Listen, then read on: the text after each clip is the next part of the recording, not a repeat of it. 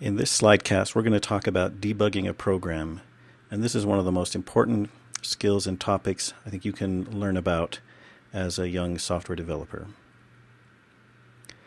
Now, debugging is the process of removing errors. It's a major activity performed during the testing process. We use testing to figure out if we have an error, and debugging helps us determine the cause of the error so that we can fix it. So during debugging, we might want to trace through a function or insert additional diagnostic statements into a function. Here is a readInt function. Now its precondition is that min_n is less than or equal to max n. So the parameters are a prompt to the user, a value that represents the smallest value in the range, and a maximum value in the range. And this function throws an exception if we get an invalid argument. Basically, if min is greater than max, that's invalid. And then the return type is an integer, and it's the first data value that's in the range. Let's look at this routine some more. Here are our input parameters, and we first do the check to make sure that precondition holds, and we throw an exception if min is greater than max. We have inRange as a Boolean variable, and it's set to false. We set num equal to 0, and then while not in range, so the first time through we'll enter the while loop, and we prompt the user, and we get some input into num, and then we reset inRange as the result of the min of n less than or equal to num less than or equal to max n. Then we have an else statement that says bad numeric string, try again. We reset the error flag. Here's where we reset our stream and go prompt the user again. So in this situation, so I guess if cin throws an exception, we'll take the else branch. But if cin succeeds, then we come to this statement and set inRange. And then as long as inRange, while it's false, we'll continue executing this while loop. Okay, so what do we think about this statement? So this function doesn't seem to recognize that a value is outside of the specified range. Instead, it appears to accept any input value. So what do we mean by that? This statement here is the statement that's in question. So here is a diagnostic statement we can add if we want to look at the values immediately after this statement's executed. So here we'll output the value for min and max and num and the Boolean variable inRange. And then when we run, if those values all have expected values but inRange is not correct, then we'll know our function's broken. And again, the problem is in this statement here. And we have kind of a complicated expression over here. In this case, so we've got a variable less than or equal to a variable less than or equal to a variable. Let's see, C++ lets us do this. This is syntactically correct, but what does it mean?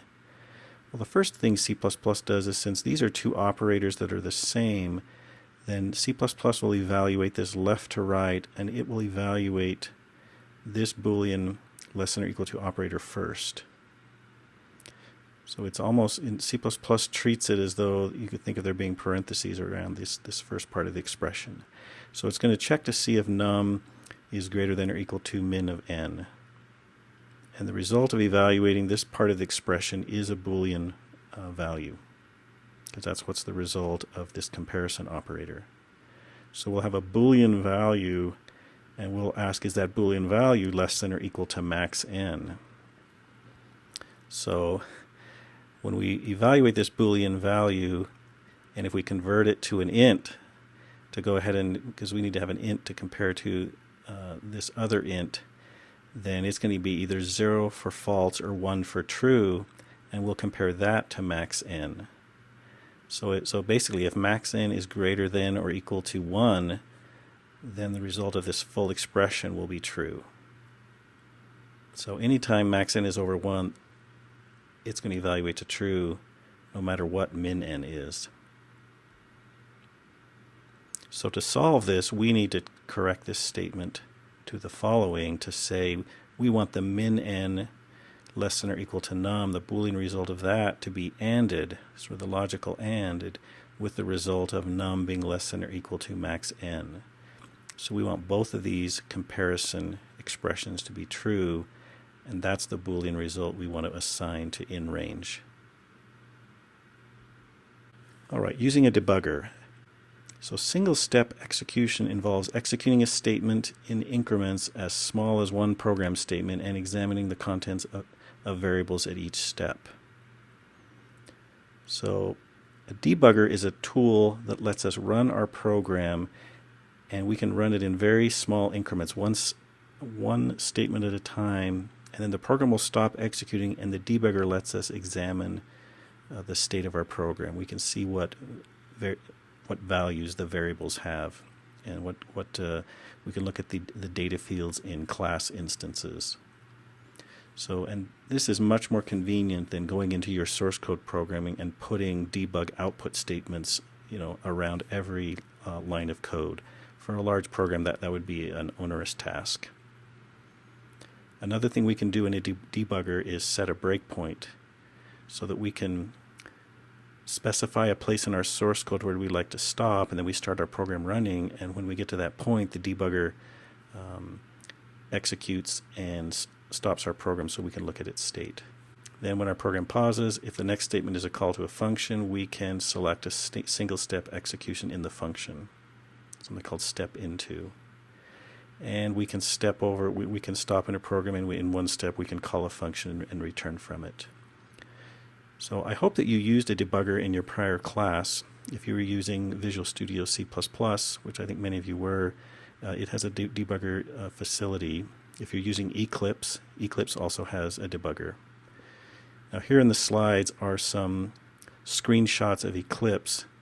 They're not a very high resolution, so what I'm going to do is I'm going to skip over these in the screencast because I don't think you're going to be able to see them clear enough to make sense of them. We'll spend time in class talking about a debugger, and I'll fire one up in class and we can talk about it. But if you aren't in the habit of using a debugger, I think you need to learn the debugger that comes along with the IDE that you have. Or if on Unix, you can use GDB as a command line debugger that's very popular. So I think you should become familiar with these debugging tools so that you can use them to help you find and fix errors in your programs rapidly. So programming is so much fun. It's fun to solve problems. Nothing can take the fun out of it more than having a really difficult bug and not having the tools or the training to be able to find and fix them and move ahead. So I think a debugger can be one of your best friends as you're developing your software, and it's worth spending some time to learn how to use them. And that brings us to the end of this Slidecast.